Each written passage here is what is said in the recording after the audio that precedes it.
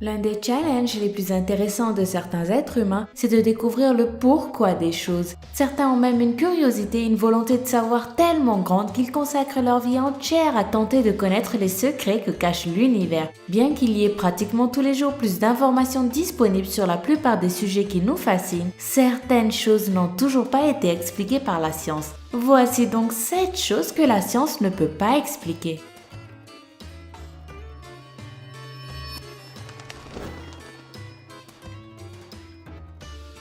Le trou noir.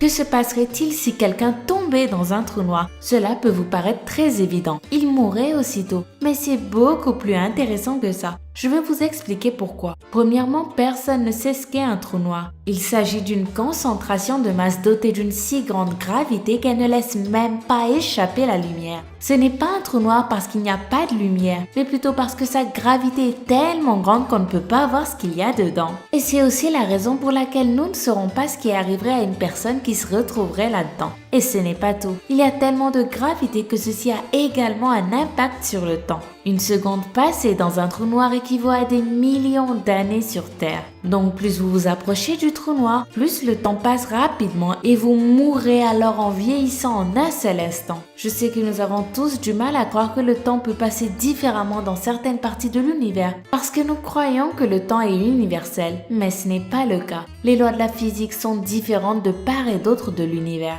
La gravité en est un très simple exemple. La gravité sur la Terre est différente de celle sur Mars, n'est-ce pas? Eh bien, la gravité est une loi physique qui diffère d'une planète à l'autre et d'une étoile à l'autre. Et c'est la même chose pour le temps qui est différent sur Mars, sur Terre, sur Vénus ou encore dans le trou noir. Le cancer. Pourquoi avons-nous plus de chances d'avoir un cancer qu'une baleine? Vous devez savoir avant tout que le cancer est la mutation d'une cellule. Par conséquent, les êtres qui ont beaucoup plus de cellules que nous devraient logiquement avoir une plus grande probabilité de développer un cancer, comme les baleines ou les éléphants. Mais ce n'est pas le cas. Nous continuons encore à avoir plus de chances que de développer un cancer, et ça, la science ne peut toujours pas l'expliquer. L'orientation des vaches. Bon, vous allez peut-être penser que je plaisante, mais ce n'est pas du tout le cas. Les vaches sont dotées d'une très bonne orientation. Elles ne dorment ni ne mangent qu'en regardant vers le nord ou vers le sud. De même, si vous cherchez des images sur Google qui montrent des vaches en train de brouter dans des champs, vous aurez l'immense surprise de remarquer qu'elles sont en train de regarder à chaque fois soit vers le nord ou soit vers le sud. D'ailleurs, après l'analyse du comportement de plus de 8500 vaches d'élevage en Russie, en Amérique latine, en Amérique du Nord, en Asie et en Afrique, il s'est avéré que toutes les vaches du monde avaient le même comportement. C'est comme si elles avaient des boussoles intégrées et jusqu'à aujourd'hui, on ne sait toujours pas exactement pourquoi. L'effet placebo. Il s'agit d'un effet qui démontre que notre cerveau peut être trompé à tel point qu'il peut nous guérir. Imaginez par exemple que vous avez mal à l'estomac. Si vous allez à l'hôpital et qu'un médecin vous donne un faux médicament alors que vous croyez que c'en est un vrai, il est probable que vous guérirez. Cela n'arrive pas seulement avec les maux d'estomac. Lorsque les firmes pharmaceutiques créent un nouveau médicament, elles le testent souvent avec deux groupes de personnes bien distinctes. On administre le vrai médicament à l'un des deux groupes alors que l'autre groupe reçoit un faux médicament qu'on appelle médicament placebo. Et dans certains cas, le groupe qui n'a pas eu le vrai médicament guérit quand même lui aussi. Et le pire, c'est qu'à ce jour, on ne peut pas expliquer scientifiquement pourquoi et comment notre cerveau est capable de parvenir à cela. Les aimants.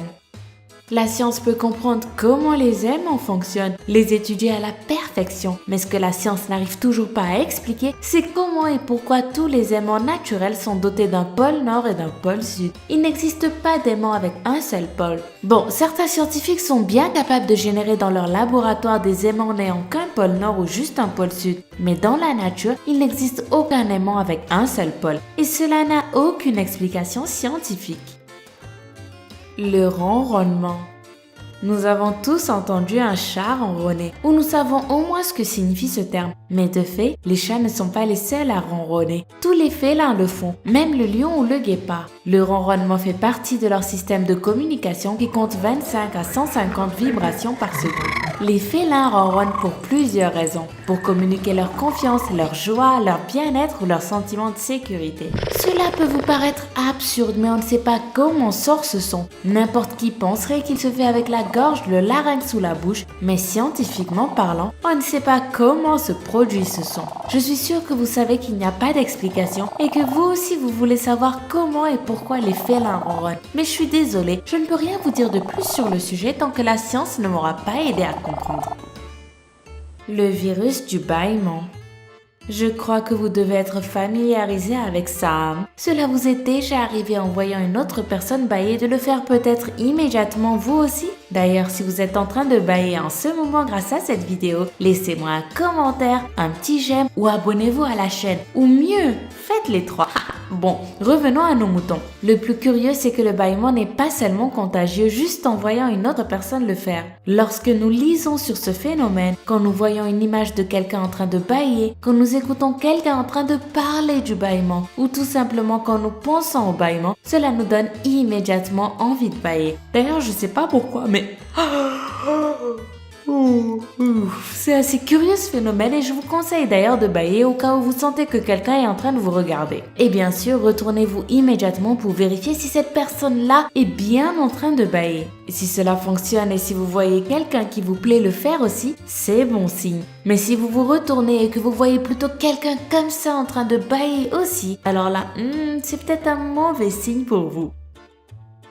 En tout cas, si vous mettez un pouce bleu en dessous de cette vidéo ou que vous vous abonnez au Lama Fâché, c'est sûr et certain que ça va me faire énormément plaisir. C'est même scientifiquement prouvé. Je vous attends aussi si vous voulez me faire un petit coucou sur Twitter /LamaFâché TV. Sinon, bisous. Allez, bonne fin de journée et à demain.